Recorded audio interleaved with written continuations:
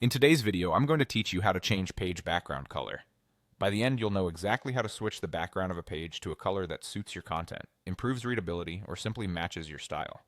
Start by opening the page you want to change. Make sure you're looking at the exact page where you want the new color to appear. If you're working in a file or notebook with multiple pages, be certain you've clicked into the specific page you intend to update so the change applies in the right place. Give the page a quick glance to confirm the text and elements you care about are present, because everything on this page will sit on top of the new background. Next, click the View tab. You'll find it along the top of your screen, typically in the main toolbar or ribbon where the app groups common commands. The View tab focuses on how your page looks and is displayed, which is why the background option lives here. If your window is small, some options might be tucked under a drop-down. Expanding your window can make them easier to see. Now click Page Color.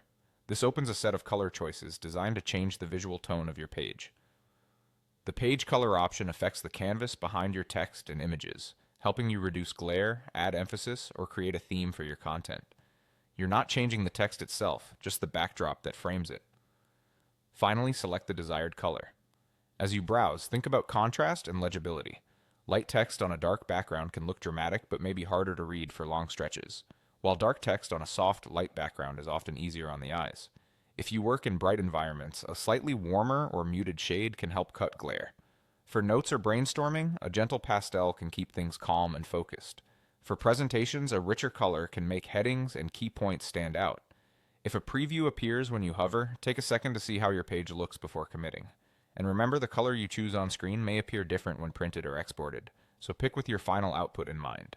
That's all there is to it. Open the page, go to the View tab, click Page Color, and choose the color that fits your needs. You can revisit these same steps anytime to adjust the look as your project evolves. Thanks for watching and enjoy customizing your pages.